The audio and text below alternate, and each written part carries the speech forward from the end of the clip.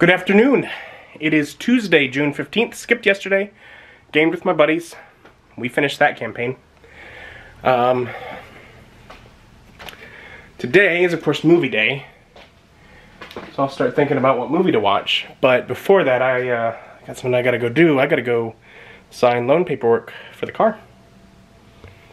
So I'll be back to decide on a movie after that. And home from the bank.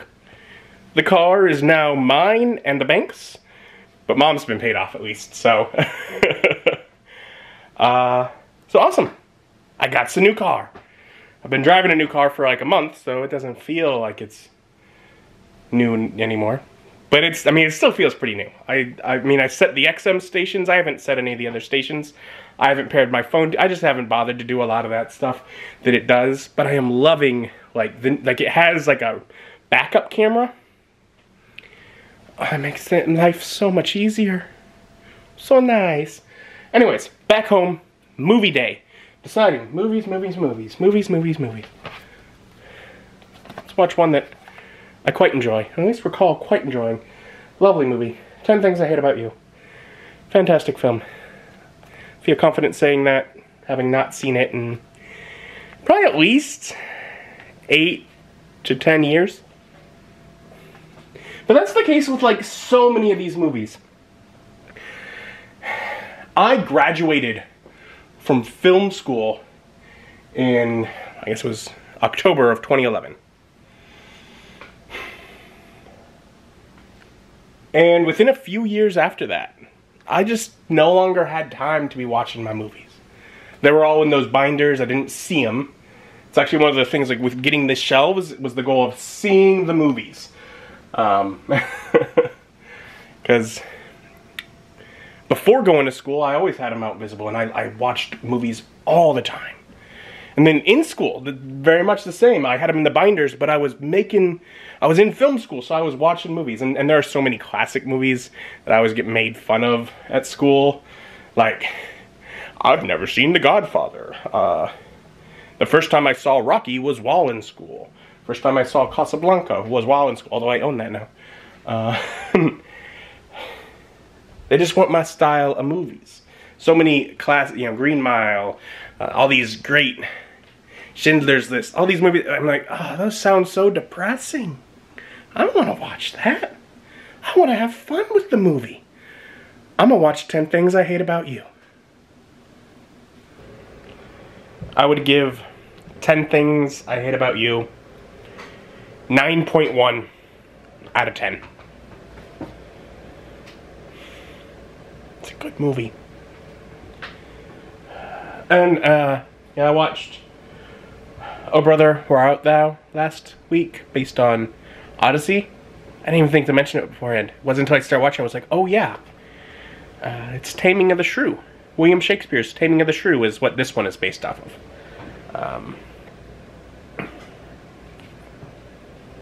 So cool. The Los Angeles Times says funny. I'll give them that. Rolling Stone says devilishly entertaining. Okay. CBS Radio says uproarious, which isn't the kind of language I would use. None of them seem to be saying about how heartfelt and emotionally wonderful the movie is. So, whatever. A cool cast of young stars is just one of the things you'll love about this hilarious comedy hit. On the first day at his new school, Cameron, Joseph Gordon-Levitt, Halloween, H2O, TV's Third Rock from the Sun. I know he's in that Dark Knight Rises. Instantly falls for Bianca, Larissa Oleynik, The Babysitters Club. I think they mean The Strange World of Alex Mack. Hello. The gorgeous girl of his dreams. The only problem is that Bianca is forbidden to date until her ill-tempered, completely undateable older sister Kat, Julia Stiles, Wide Awake, goes out to In an attempt to solve his problem, Cameron singles out the only guy who could possibly be a match for Kat, a mysterious bad boy, Heath Ledger, with a nasty reputation of his own. Also featuring a hip soundtrack, this witty comedy is a wildly entertaining look at exactly how far some guys will go to get a date.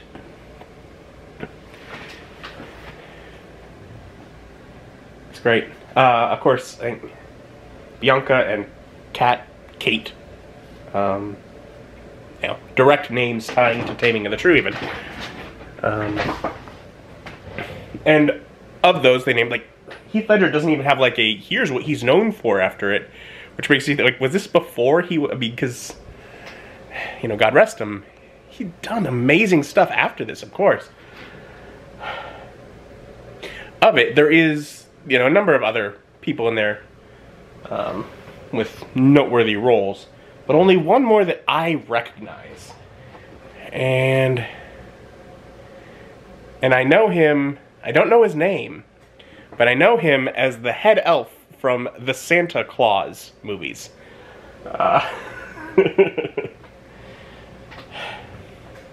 But, yeah, 10 things I hate about you.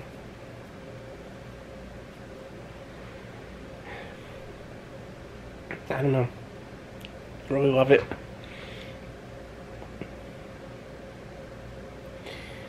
Just that,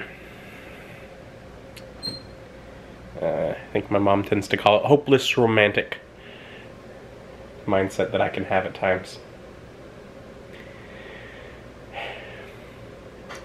All the things, trying to do the work to get the girl, and it all seems like it's falling apart, but then it comes together. There are sort of three, but really two romances that the movie is following. Because Bianca and Cameron's trying to orchestrate this whole thing to get Bianca, and then she's, of course, totally popular, and so this wealthy, full of himself model, Joey, is into her.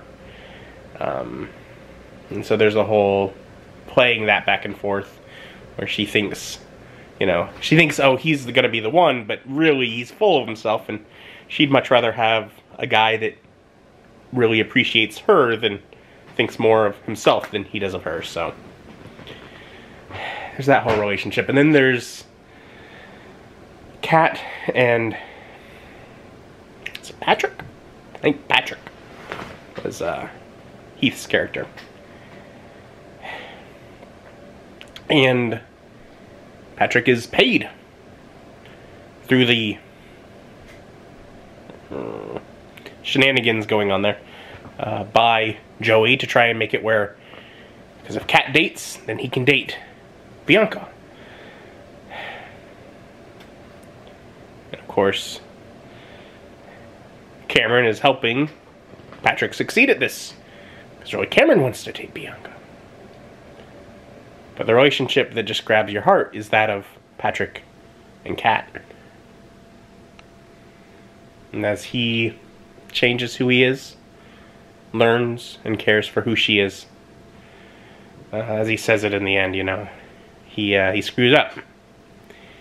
He was paid to take this girl out, and he fell for her.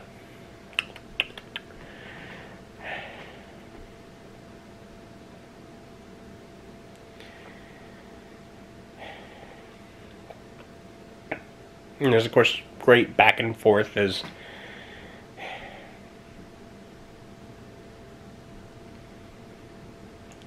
they screw up, try and make it right again. A few times throughout the movie. The movie title comes from a wonderful, wonderful poem that Kat presents at the end. Because they're in high school, and so she had to do an assignment, and so she's there in class with Patrick.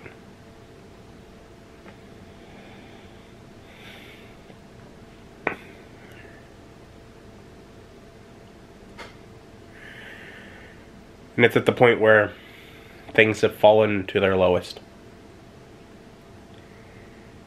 And it's the things that she hates about him. But mostly she hates that she doesn't hate him. Not even a little bit. Not even at all.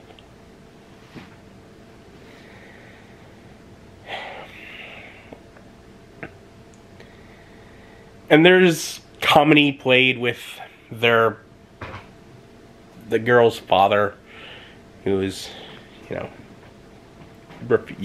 denying them dating. There's comedy with the stereotypes of the cliques in the high school, with the romance novelist guidance counselor,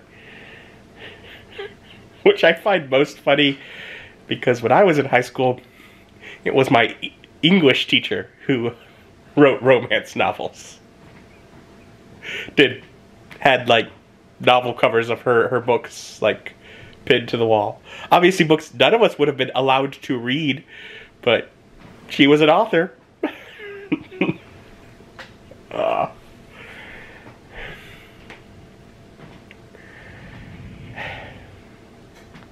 There's situations and such within it.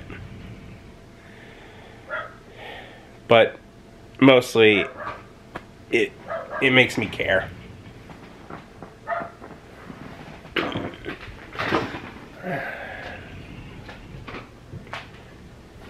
There's one thing watching it that I particularly didn't care for. DVD resolution. I am watching it, I'm like, man, I need to get this on Blu-ray, and at some point I probably will.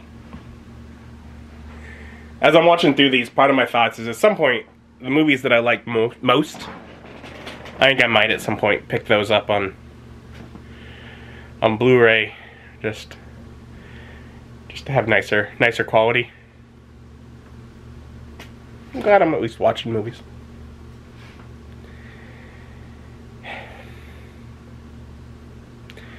I don't know.